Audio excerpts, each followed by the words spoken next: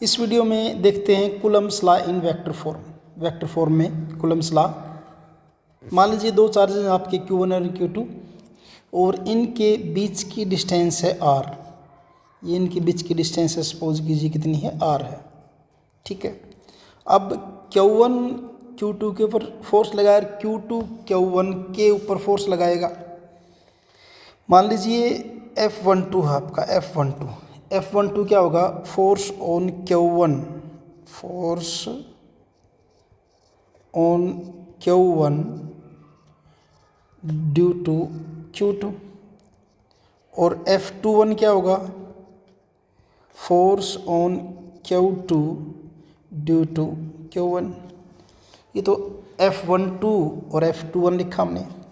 ऐसे ही ये लिखेंगे हम जो है इसका वेक्टर बताने के लिए, यूनिट वेक्टर बताने के लिए, जैसे इस साइड में देखेंगे ये आपका वेक्टर, ये यहाँ से यहाँ तक ये वेक्टर बन जाएगा आपका R12 यूनिट वेक्टर। ऐसे इधर करेंगे तो ये वेक्टर आपका क्या हो जाएगा, R21, इस साइड में R21 हो जाएगा। फोर्स की अगर बात करें तो इसके ऊपर जो फोर्स लग रहा है Q1 के ऊपर, इसको हमने किससे बताया था, F12। और इधर जो फोर्स हमने बताया 2 के ऊपर जो क्या हो जाएगा आपका F21 हो जाएगा, ये फोर्स हो जाएगा। और अगर हम इनकी सिर्फ मैग्नीट्यूड की बात करते हैं तो F12 अगर मैग्नीट्यूड की बात करें तो इज इक्वल टू क्या होगा आपका 1/4πε0 Q1 Q2 अपॉन R²।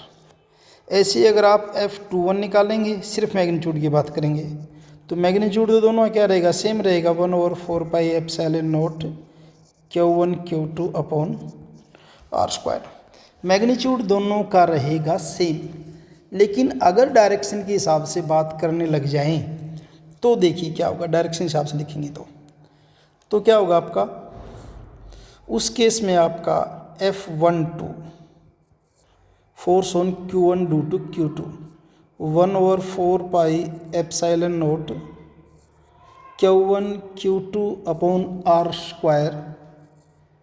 और यूनिट वेक्टर क्या लिख देंगे, R21, Q2 से Q1 की तरफ।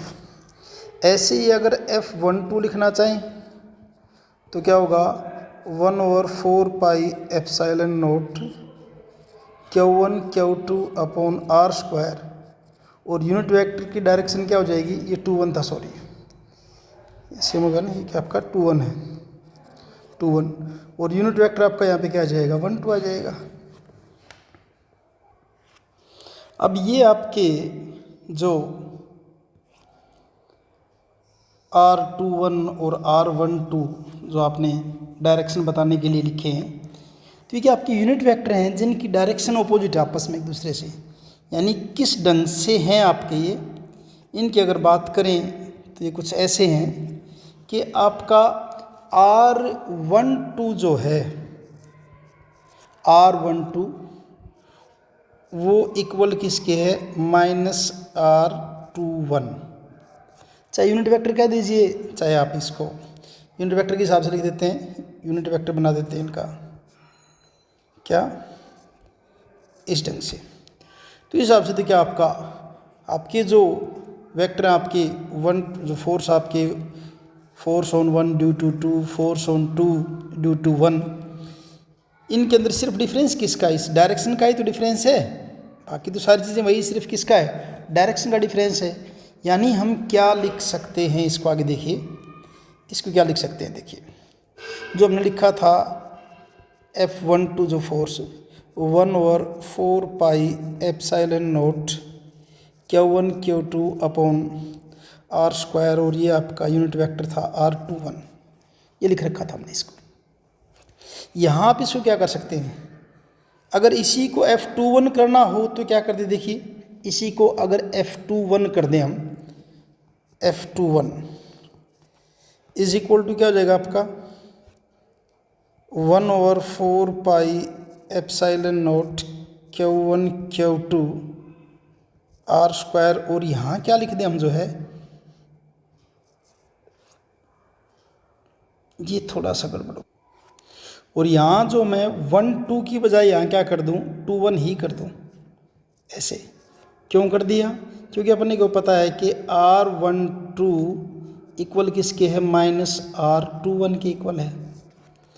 और इन दोनों को अगर फिर कंपेयर करने लग जाए यहाँ से ऐसे, तो आपका क्या बन जाएगा, F21 is equal to F21। इस माइनस को अगर मैं यहाँ ले आऊँ तो क्या बन जाएगा, 1/4 pi epsilon not Q1 Q2 upon R²। और ये आपका R21 है ही। इन दोनों को अगर कंपेयर करें तो सिर्फ किसका डिफरेंस है, एक माइनस का डिफरेंस है यहाँ पे, सिर्फ इस माइनस का डिफरेंस है ये।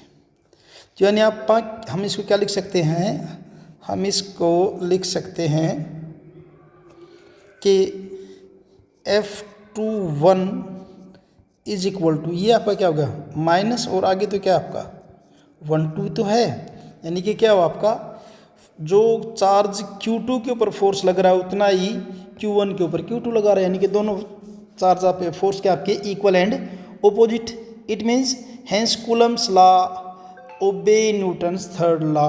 Hence Coulomb's law, hence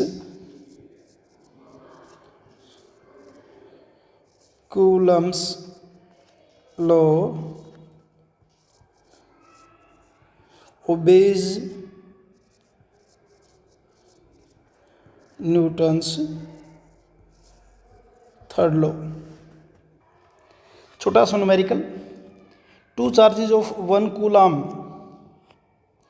and 5 coulomb placed in vacuum, what the ratio of force when distance is 1 meter between them। जब उनके बीच की डिस्टेंस 1 मीटर है तो उनकी रेशियो क्या आएगी। तो देखिए 2 चार्जेज हैं तो फोर्स का फार्मूला क्या है, 1/4 pi epsilon not Q1 Q2 upon R²। अगर पहले वाले की बात करें तो F is equal to 1/4 pi epsilon naught की वैल्यू क्या है, 10⁻⁹ Q1 कितना आपका 1 और Q2 आपका है 5। डिस्टेंस कितना है, 1 का स्क्वायर 1। तो चार्ज आपका क्या बन जाएगा, 9 पंजे 45 10⁻⁹ न्यूटन। ये तो क्या हुआ, 1 कूलम के ऊपर 5 कूलम ने जो फोर्स लगाया है। अब 5 के ऊपर 1 कितना लगाएगा, सेम ऐसे ही रहेगा, यही फार्मूला रहेगा। क्या लिख देंगे, 9 × 10⁻⁹ और यहाँ क्या कर देंगे 5 × 1 और क्या हो जाएगा 1 का स्क्वायर। तो F dash is equal to क्या होगा, 45 × 10⁻⁹ कूलम। इट मीन्स दोनों फोर्स क्या आपके इक्वल हैं, दोनों फोर्स इक्वल हैं तो क्या बन जाएगा 1:1 हो जाएगा। दोनों किसके इक्वल आपके, 45 × 10⁹ 45 × 10⁻⁹ यानी 1:1। तो इसका मतलब ये है कि दोनों फोर्स आपस में एक दूसरे के ऊपर इक्वल एंड ऑपोजिट डायरेक्शन में क्या करेंगे, फोर्स लगाएंगे। 1 कूलम की डेफिनेशन देखिए, definition of 1 coulomb, charges are said to be 1 coulomb. 1 coulomb कहेंगे कब, when these are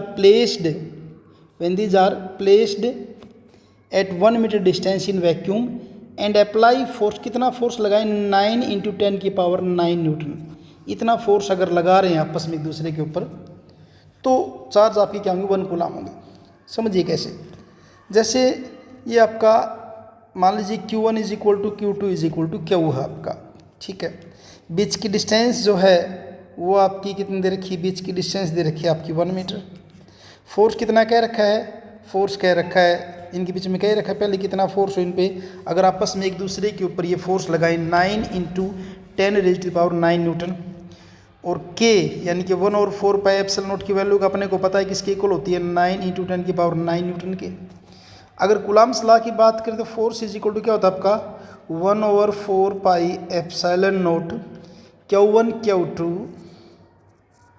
upon R²। Force कितना दे रखा है, 9 × 10⁻⁹ न्यूटन दे रखा है।